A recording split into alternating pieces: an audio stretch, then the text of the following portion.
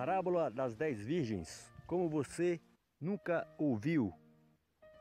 Estaremos dando continuidade ao estudo que iniciamos sobre a parábola das 10 Virgens.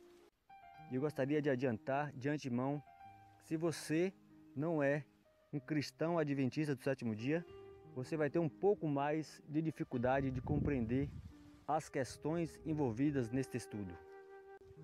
Por isso, recomendo que todos oremos ao Senhor e com certeza Ele nos concederá sabedoria para entendermos todas essas questões que estamos considerando nesse estudo.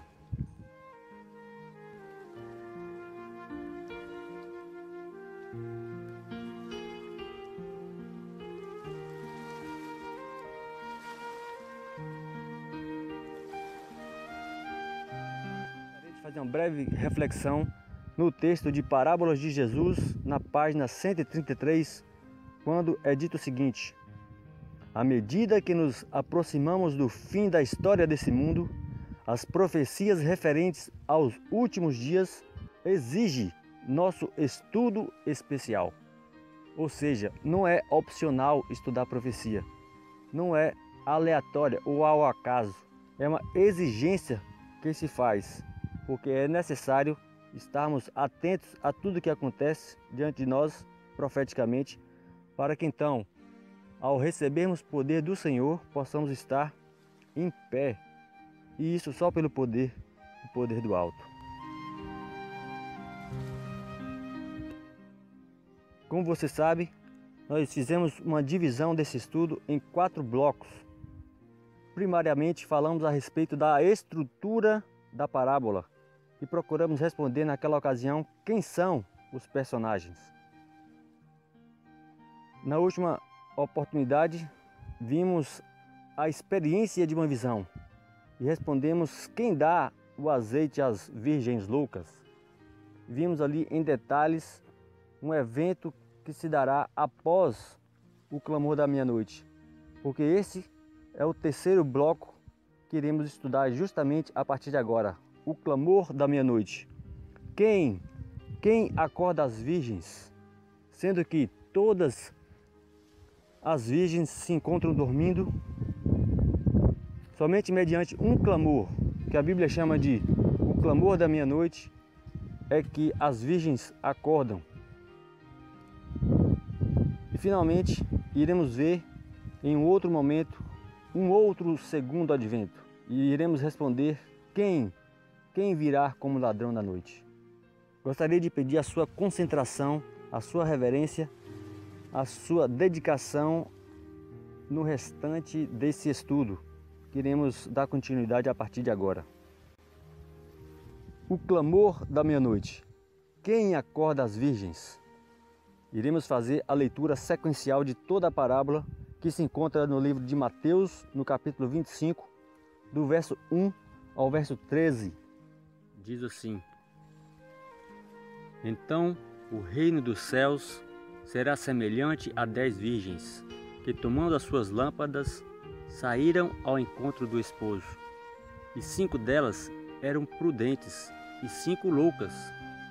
As loucas, tomando as suas lâmpadas, não levaram azeite consigo, mas as prudentes levaram azeite em suas vasilhas, com suas lâmpadas.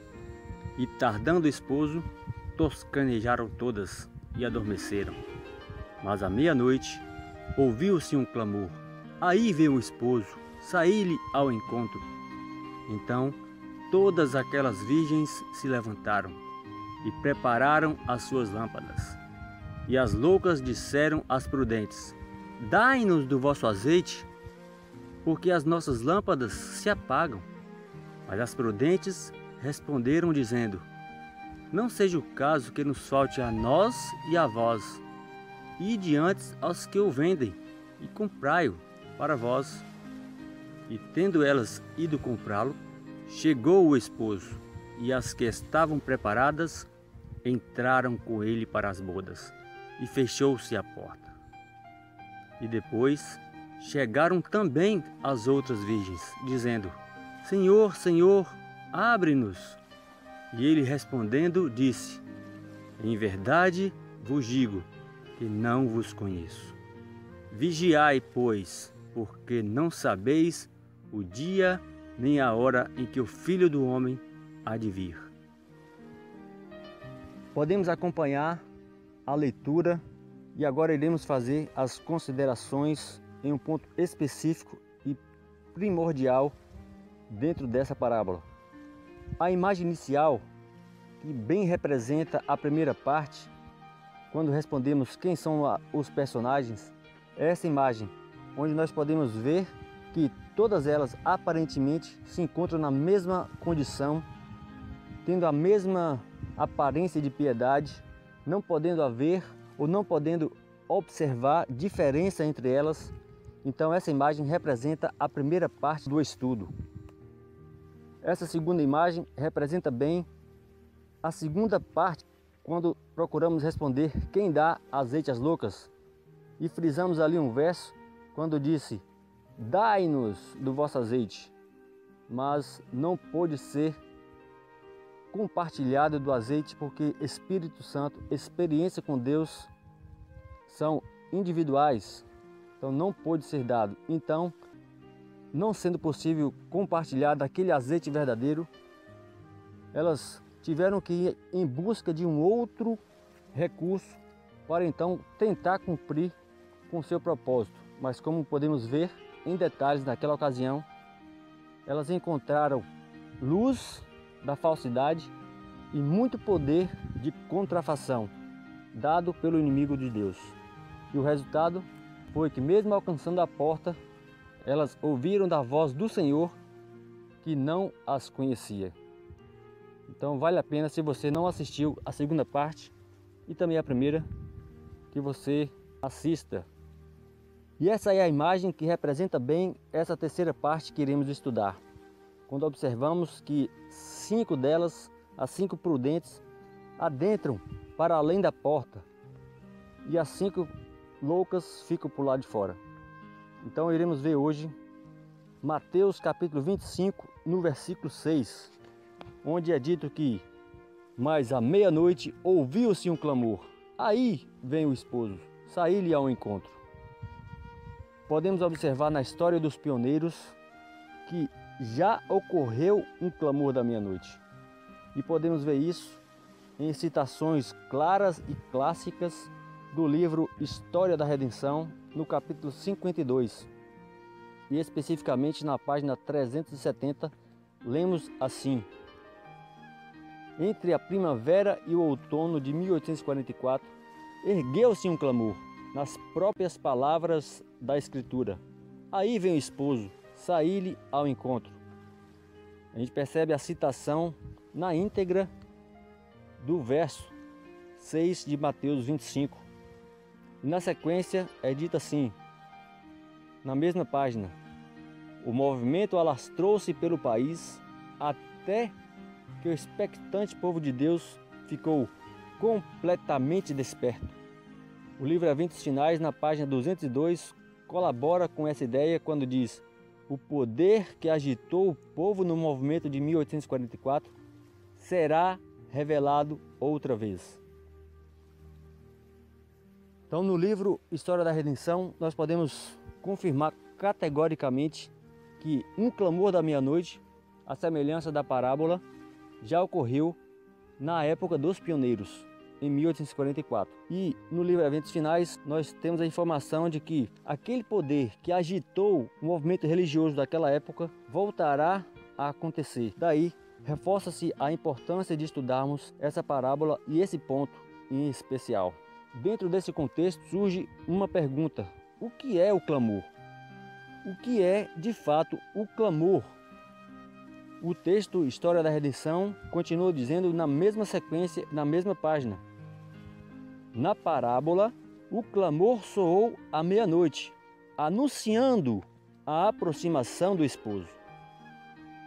Então nós podemos ver aqui uma definição, uma característica importante do que se trata ou do que se tratou o clamor. E a grande pergunta é: temos clamado? Temos anunciado? Temos proclamado a breve volta do Senhor Jesus? Fica aí para a nossa reflexão. E o que seria a meia-noite? O que representa ser a meia-noite? Achamos um texto aqui em Profetas e Reis, na página 717, que diz: a vinda de Cristo ocorrerá no mais escuro período da história. A grande apostasia redundará em trevas profundas, como a meia-noite. Para o povo de Deus será essa uma noite de provação. Então, falar de meia-noite nesse contexto significa identificar o período mais escuro da terra, do ponto de vista moral, espiritual.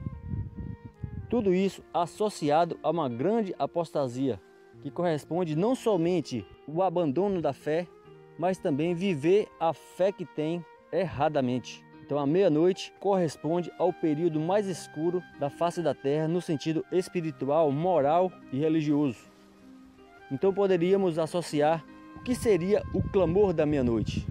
As duas definições interligadas. A semelhança do que foi, ficaria definido assim: o anunciar do retorno de Jesus no período mais escuro da terra, gerado por uma grande apostasia. Mas a grande pergunta que temos por base desse estudo é: quem acorda as virgens? Conforme conseguimos identificar na primeira parte do estudo, na identificação dos personagens, entendemos que as virgens são a igreja que estaria vivendo justamente antes da volta de Jesus. Mas dentro das 10 virgens se encontra joio e trigo, virgens prudentes e virgens loucas. E a parábola nos afirma que todas elas dormiram e todas elas acordaram ao mesmo tempo. A grande pergunta é: quem é que acorda as virgens? O que é capaz de acordar todas as virgens ao ponto de elas partirem em direção ao cortejo ou, após a identificação da sua falta de preparo, buscarem um outro poder, um outro azeite? Quem acorda as virgens? Diante de muitas opiniões em relação a esse tema ou a essa pergunta em si, o Espírito acordaria também as virgens loucas? Se fosse para o Espírito acordar, será que o Espírito acordaria também as virgens loucas? As virgens loucas seriam capazes de ouvir a voz do Espírito ao ponto de acordarem e entenderem que é hora de acordar? Bem, colaborando com essa ideia de que não pode ser necessariamente o Espírito Santo, temos um texto interessante que se encontra no O Grande Conflito e diz: no Apocalipse é dito que o povo de Deus são os convidados à ceia das bodas. Isso tem a referência na Apocalipse 19, versículo 9. Mas o destaque fica aí para a parte em amarelo. Se são convidados, não podem ser também representados pela esposa. Ou seja, em cada parábola existe ali um personagem e um correspondente para esse personagem. Se identificamos que o Espírito Santo é representado na parábola pelo azeite, conforme Zacarias 4, então não pode ser também o clamor da meia-noite. Não pode ser também aquele que acorda as virgens, conforme o relato. Então esse texto nos indica que cada personagem tem o seu correspondente e o Espírito Santo já é representado na parábola por um outro símbolo. Fica ainda a pergunta: quem acorda as virgens? Para tentarmos responder ou chegar a uma conclusão, nós teremos que voltar ou nos arremeter ao passado. O que aciona o clamor da meia-noite? O que é que faz com que esse clamor da meia-noite seja acionado? Podemos perceber no passado o que acionou o clamor da meia-noite foi os rumores de uma profecia. E a profecia é Daniel capítulo 8, versículo 14. Diante do estudo dessa profecia, dos rumores ao redor dessa profecia, gerou-se o clamor ou a esperança de que Jesus voltaria brevemente. Fica-se a pergunta: o que acionará o clamor da meia-noite do futuro? Também está relacionado aos rumores de uma profecia. Porém, a profecia agora é Apocalipse 13. Isso mesmo. diante dos rumores, do entendimento das profecias e do cumprimento das profecias de Apocalipse 13, será acionado o clamor da meia-noite que se aguarda. Diante disso, podemos apresentar uma simulação do que seria esse acionar do clamor da meia-noite. Ouça só essa simulação.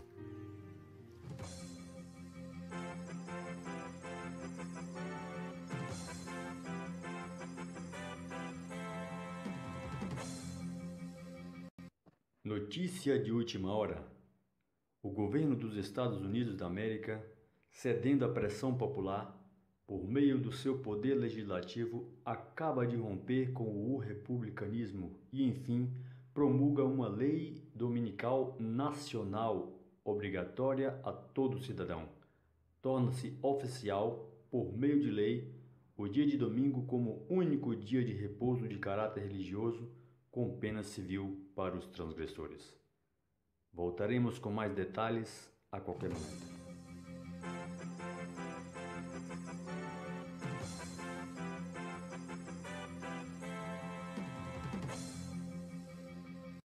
Exatamente, eu quero sugerir, na conclusão, pelo menos dessa parte do estudo, que o clamor da meia-noite é acionado pelo decreto dominical.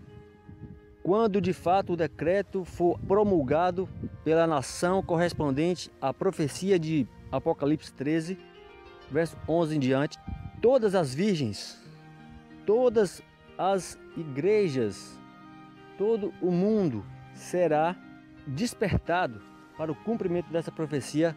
Então, diante desse acontecimento, de um evento que acontece externo à igreja, acontece o despertar de todo cristão, principalmente o cristão adventista do sétimo dia, que já tem um prévio conhecimento a respeito desse assunto. Essa pode até ter sido uma conclusão lógica, uma conclusão previsível diante do caminhar desse estudo. Mas o que eu vou sugerir agora também faz parte de uma segunda etapa da conclusão desse estudo. E esse pode ser que até você se surpreenda. Por isso, gostaria de contar com a sua reverência, a sua atenção, o seu espírito de oração para vermos a segunda etapa da conclusão desse estudo. Eu sugiro nesse momento, a partir dessa compreensão até aqui, que o decreto dominical corresponde ao fechamento da porta da graça para os cristãos adventistas do sétimo dia. É isso mesmo. O decreto dominical corresponde ao fechamento da porta da graça aos cristãos adventistas do sétimo dia. E para defender essa sugestão, eu vou me utilizar de 7 textos, dentre os quais 6 tem como referência escriturística os Espíritos de Profecia e um texto bíblico, onde iremos ver as referências. E em segundo lugar, vou tentar fazer a defesa dessa conclusão com um esquema de paralelo, um evento que já aconteceu no passado. Então, vamos seguir ao primeiro texto que corresponde à defesa deste entendimento. O primeiro deles se encontra numa meditação matinal que tem por título E Recebereis Poder, na página 142, e também se encontra registrado esse mesmo episódio na Review and Herald de 2 de julho de 1908, e diz assim: uma grande prova está prestes a sobrevir. Será a obediência ou a desobediência aos mandamentos de Deus. Então fica muito claro, interpretando essa primeira frase em destaque, uma grande prova, se refere ao decreto dominical, porque o texto fala a respeito de obediência ou desobediência aos mandamentos de Deus. Nós sabemos por outros textos que todos os mandamentos são importantes, mas a questão do sábado será o grande ponto de controvérsias dentro do mundo cristão. Por isso fica muito claro identificar que essa grande prova que está prestes a sobrevir é o decreto dominical. O segundo texto se encontra no livro Parábolas de Jesus, na página 412, e diz: a grande prova final, que já identificamos no texto anterior, virá quando? Virá no fim do tempo da graça, quando será tarde demais para se suprirem as necessidades da alma.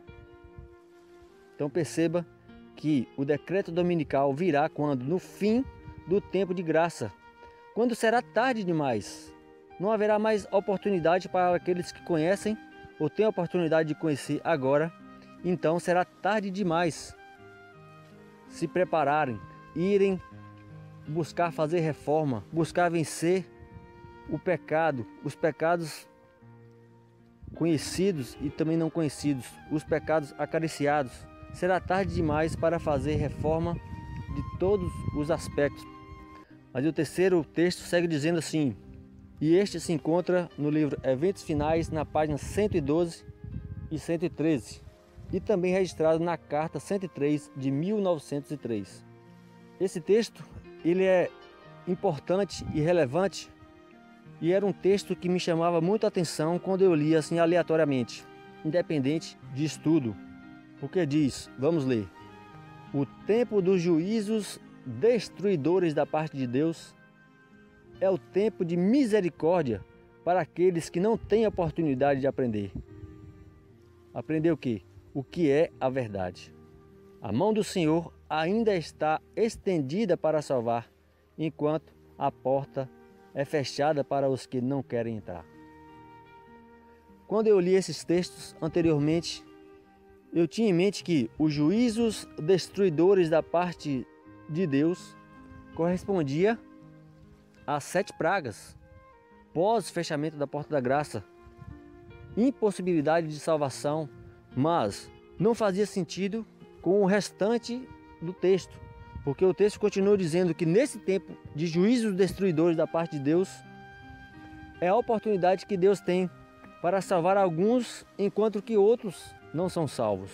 O braço do Senhor nesse episódio se encontra estendidos para salvar alguns, enquanto que a porta é fechada aos que não querem entrar. Então, que conclusão podemos chegar a partir desse texto? Que agora, em tempos de paz, relativamente, tempo de graça, de misericórdia, temos a oportunidade de nos preparar, de executar em prática as reformas, buscar fazer a vontade do Senhor em todos os aspectos exigidos por Deus. Se não fizermos, a porta será fechada e então, no tempo da prova, no tempo do decreto, os juízos destruidores da parte do Senhor estará sendo derramado, e enquanto que a porta se encontra aberta para alguns, enquanto que para aqueles que não têm a oportunidade de aprender o que é verdade, o que não é nosso caso, nesse momento, para outros, a porta é encerrada. E esse para outros, eu sugiro que seja os cristãos adventistas institucionais que não levaram a sério o tempo de preparo, o tempo de buscar ao Senhor enquanto se pode achar. Mas para outros será oportunidade de salvação. Por quê? Porque não tiveram condições, por algum motivo, de aprender o que é a verdade. Eu queria avançar para o quarto texto, que se encontra no livro Eventos Finais também, na página 182. E essa é um pouco forte e é um pouco comprometedora, porque diz: estandarte após estandarte. E eu quero também interpretar essa primeira frase em destaque: estandarte após estandarte, se referindo aos líderes que têm dificultado a compreensão dos membros para essa verdade. Então esses estandartes era observado aqui na visão, ou na referência, que estavam sendo arrastados no chão à medida que grupo após grupo do exército do Senhor se ajuntava ao inimigo, e tribo após tribo das fileiras do adversário se unia ao povo de Deus. Então esse é uma alusão à sacudidura, enquanto que os líderes ou alguns líderes empenham em sustentar e segurar os membros em determinada posição as fileiras do inimigo estavam sendo robustecidas, mas também de contrapartida, as fileiras do adversário iam sendo diminuídas enquanto que o povo passava para o lado do Senhor. Então existe esta advertência para ser analisada. Até aqui vimos 4 textos referência do espírito de profecia e gostaria que você abrisse a sua Bíblia no livro de Sonfonias, no capítulo 2, versículo 1, 2 principalmente, e o 3 para a nossa compreensão desse tema, ou dessa conclusão. Sonfonias capítulo 2, versículo 1, vai fazer referência a Israel ou a Jerusalém, dizendo: congregai-vos, ó nação indesejável. Mas o destaque fica para o versículo 2, quando diz: antes que o decreto produza o seu efeito, e o dia passe como uma pragana, ou seja, como uma palha, antes que venha sobre vós o furor da ira do Senhor. E o verso 3 destaca também: buscai o Senhor, pode ser que sejais escondidos no dia da ira do Senhor. Então esses 3 versos de Sonfonias capítulo 2 dá-nos uma referência de como será esse momento. E ele dá um conselho no versículo 2, antes que o decreto produza o seu efeito. Porque o decreto que aguardamos, ele produzirá um efeito de sacudidura, e ele nos orienta a nos prepararmos, a buscarmos estar atentos ao que depende de nós, e com certeza Deus fará o que depende dele, mas tudo isso tem que ser feito antes que o decreto produza o seu efeito, porque a partir do decreto não há mais como preparo para aqueles que hoje têm a oportunidade de conhecer o que é verdade. O 6º texto que iremos analisar se encontra no livro Vida no Campo. O capítulo é o 5 e a página 35. Esse texto foi escrito em 1897. Tem um pedacinho dele, que é o pedacinho do final, que vamos ler agora. E diz: vejo a necessidade de se apressarem para terem todas as coisas prontas para a crise. Essa palavrinha, a crise, também nós podemos compreender que ela está se tratando a respeito do decreto. Ela está dizendo que vê a necessidade de ter todas as coisas prontas para enfrentarmos a crise. Não quando a crise vier, ainda irmos nos preparar. Como tenho dito, ninguém supera uma crise sem que antes se prepare para enfrentá-la. Mas o que eu ocultei desse texto foi o que está no início. E vamos ler agora. O mundo protestante erigiu um sábado idólatra, no lugar em que devia estar o sábado do Senhor. Por essa razão, vejo a necessidade de o povo de Deus se mudar das cidades para o campo. E aí ela conclui o pensamento dizendo: vejo a necessidade de se apressarem para terem todas as coisas prontas para a crise. Então a questão da vida do campo também está envolvido nos processos de reforma. Assim como a reforma da saúde é importante, e ela é o braço direito aí da mensagem do terceiro anjo, ou as reformas na música, as reformas de liturgia, as reformas do nosso linguajar, as reformas do nosso vestuário, as reformas da nossa forma de evangelismo, também a questão da nossa moradia, da nossa habitação, do nosso estilo de vida, também faz parte das reformas que são necessárias para se realizar. Eu não quero me deter muito nesse ponto, porque também estamos lutando com o Senhor para alcançarmos esse estágio, e somente com o Senhor podemos alcançar.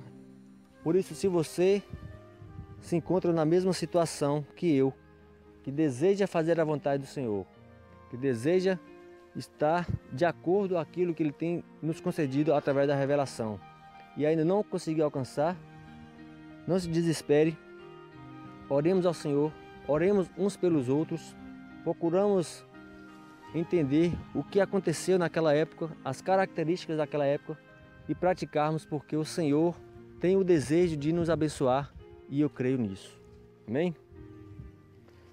O sétimo texto, para encerrarmos essa parte, se encontra no livro Parábolas de Jesus, no capítulo 29, quando diz: quando a voz ardorosa proclamou a meia-noite, e as virgens adormecidas ergueram-se de sua sonolência, foi visto quem fizera a preparação para o evento. Voz ardorosa e evento estão falando do mesmo episódio, decreto dominical.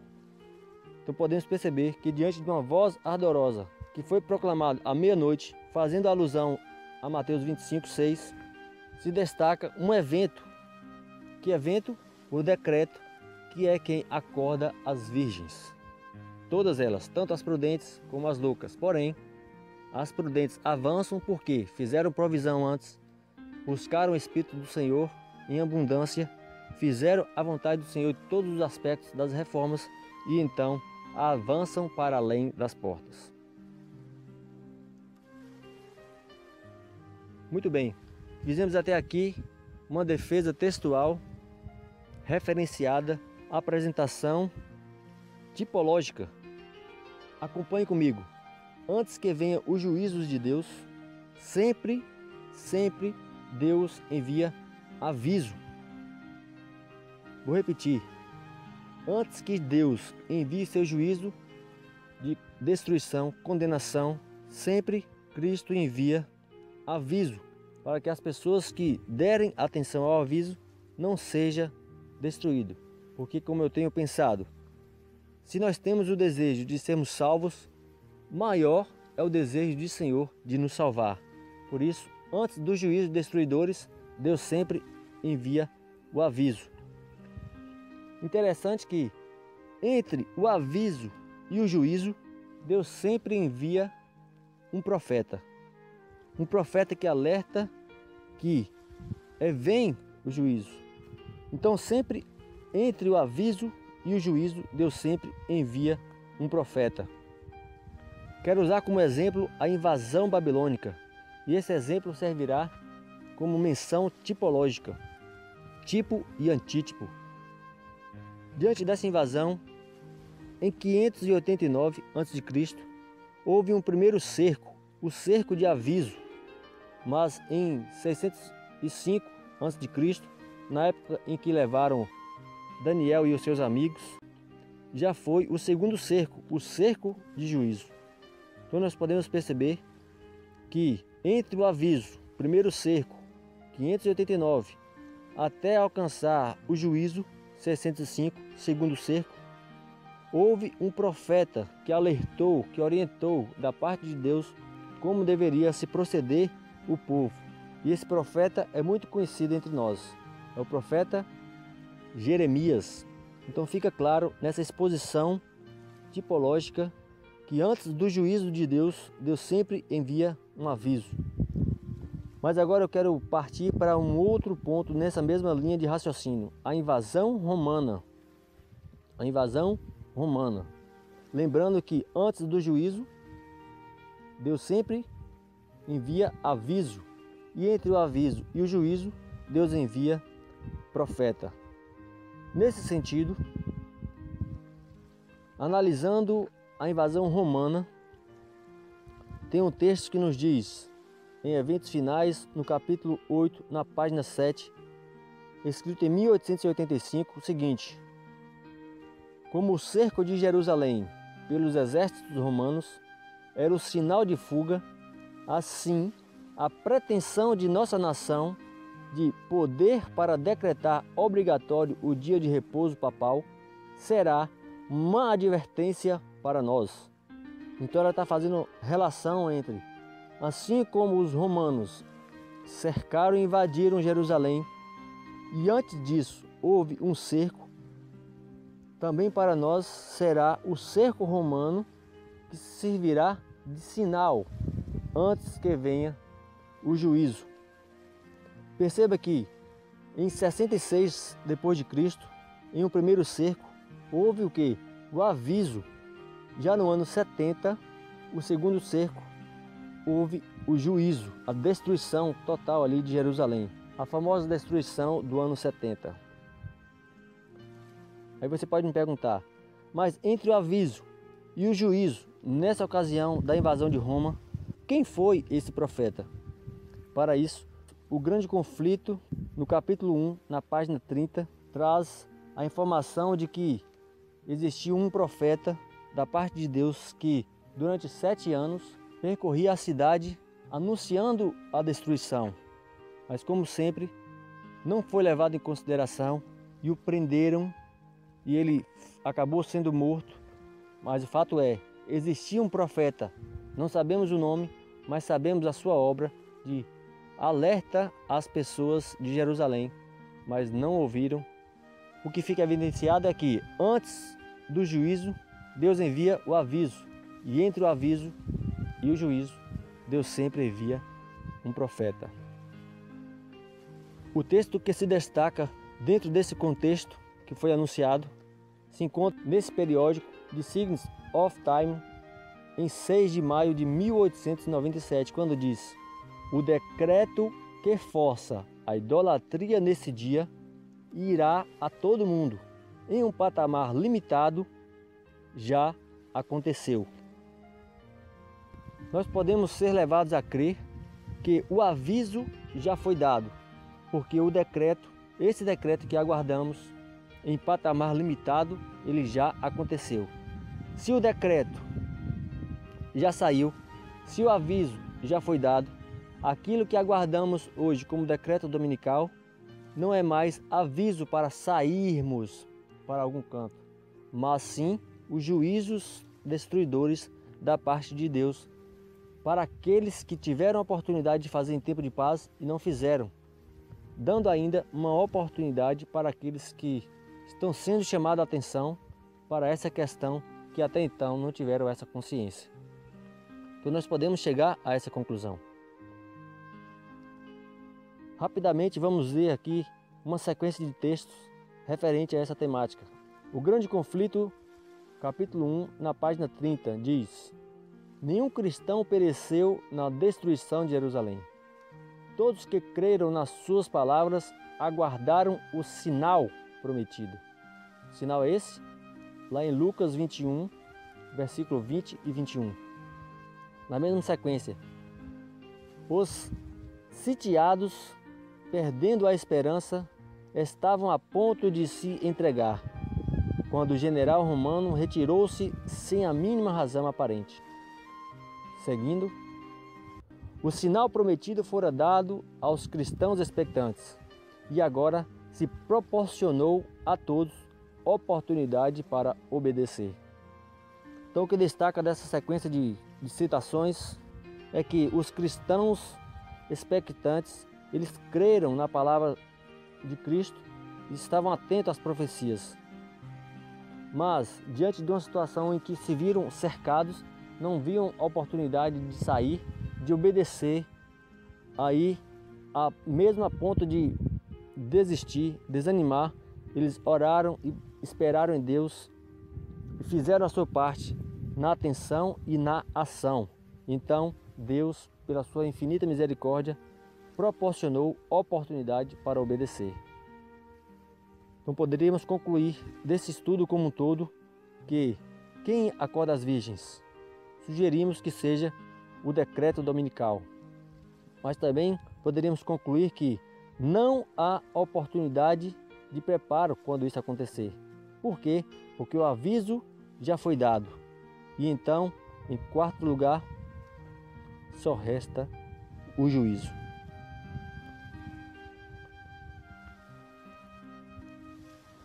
Mesmo diante dessa conclusão impactante, eu gostaria de deixar uma palavra de esperança para você. E essas palavras de esperança também não irá fluir de mim mesmo. Eu gostaria de compartilhar esse texto. Todo o auxílio que Cristo recebeu, cada homem pode receber. Quando? Na grande prova. Ou seja, nessa grande prova que temos a expectativa de que aconteça, todo o auxílio que Cristo recebeu, cada um de nós também podemos receber. Ninguém precisa perder-se, porque é possível vencer. Amém? Louvado seja Deus por essa esperança que nos é concedido. Aleluias! E no grande conflito, na página 491, diz: silenciosamente, despercebida como ladrão à meia-noite, virá a hora decisiva que determina o destino de cada homem. Nessa oportunidade fica o gancho para estudarmos o próximo bloco desse estudo, quando finalizaremos a temática geral, a parábola das 10 virgens, como você nunca viu. Daniel capítulo 12, versículo 1 nos diz: e naquele tempo se levantará Miguel, o grande príncipe que se levanta a favor dos filhos do teu povo. O grande conflito contribui.